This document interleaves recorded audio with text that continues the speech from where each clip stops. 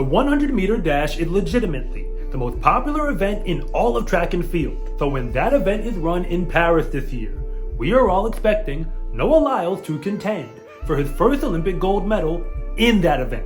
He's the reigning world champion and the most dominant sprinter this side of Usain Bolt, so that makes him clearly the man to beat. But before Paris, he's already made it clear that his goal is to win the World Indoor Championship in the 60-meter dash.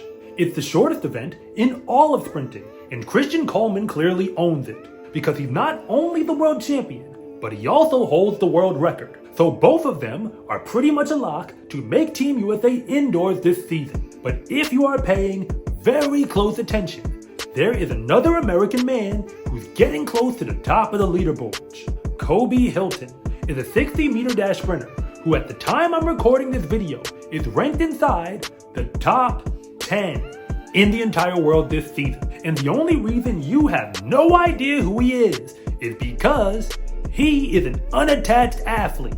That means he has no sponsorship at all, at least not one that pays him to wear athletic gear. The truth is that Kobe Hilton has been one of America's fastest men in the 60-meter dash for a while now. But his journey to the top of the leaderboards is so ridiculous that I literally had to fact check myself along the way. So trust me when I tell you, he was never supposed to be this fast. If he was, somebody would be sponsoring him to run in professional meets. I'm fully aware that Kobe is not the favorite to make the Olympics in the 100-meter dash. That USA team is going to be harder to make than perhaps any we've ever seen in history.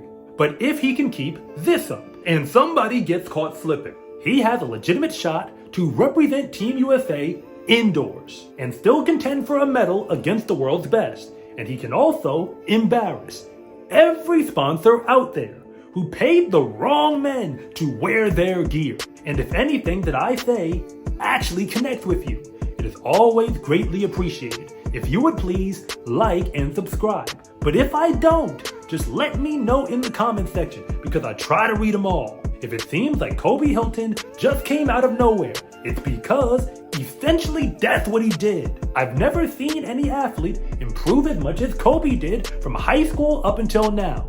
It's basically like something straight out of a movie, and the way that he stepped his game up is so impressive that I'm still not sure I believe it all to be true. Either all of Kobe's coaches have been some of the best in the world, or nobody else really knows how to coach at all. So pay attention, because you honestly have to see it in order to believe it. At the high school level, Kobe Hilton really wasn't all that good. To keep it a buck with you, I used to be a Division II head coach, and he wouldn't even have made my recruiting board as a junior. Competing out of Minnesota, he would have rated as a 1-star recruit on SCArecruiting.com at the end of that season. That means he was only walk-on level for literally any team in D1. But if you look closely, it was clear that he got hurt at his high school conference meet, so he never really got to show just how fast he actually was. As a senior, he improved quite a bit, making the state championship in the 100 and the 200-meter dashes. He would have finished that season as a 2-star recruit.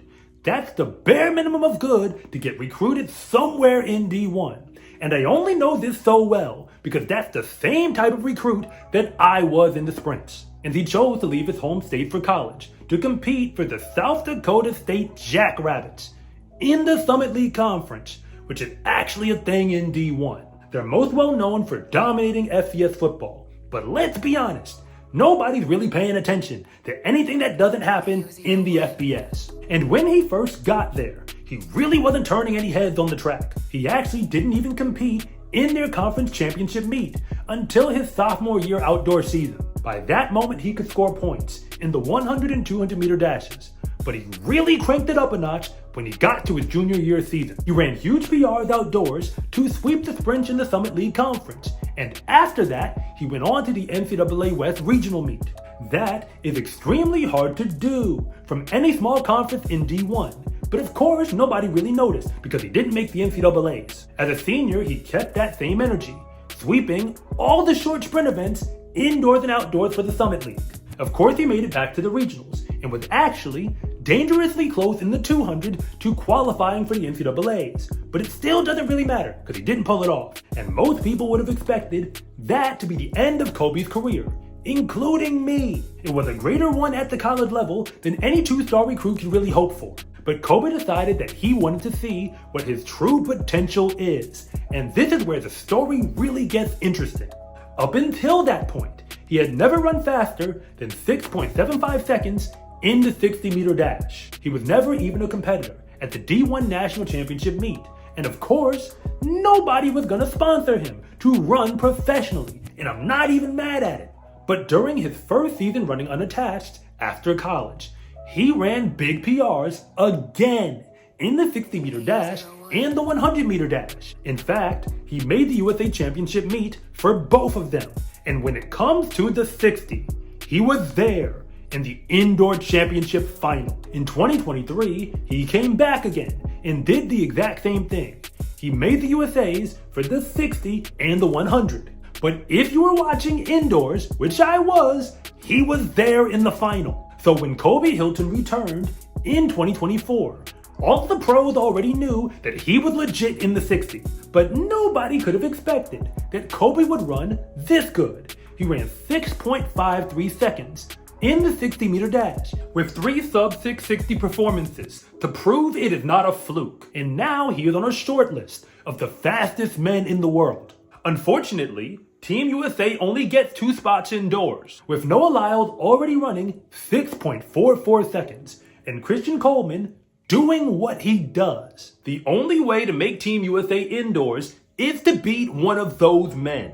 I don't know if he will pull it off, but whether he does or does not is besides the point. Kobe Hilton wasn't even a legitimate D1 recruit at the end of his junior year of high school. He transformed himself into one and then battled his way to becoming the best sprinter in the Summit League Conference, hands down. He turned pro after that when nobody believed in him because as far as they were concerned, the clock told them not to. But now, he is one of the fastest men in the world, and not one company out there thought enough of him to have him wear their logo. The USA Indoor Meet is coming, and no doubt Kobe Hilton will be there. I don't know if he will pull it off, but if he does, the joke is on every professional sponsor out there, because that means you paid a man to wear your logo who couldn't even beat someone else who doesn't wear one at all. SCA track and field gear is here. Fast is a lifestyle, and what you wear should reflect that. Order yours at scarecruiting.com/shop or use the link in the description below. It's a huge support to me and this channel, so I can continue to make you more content like this. And remember, it is always greatly appreciated if you would please like and subscribe.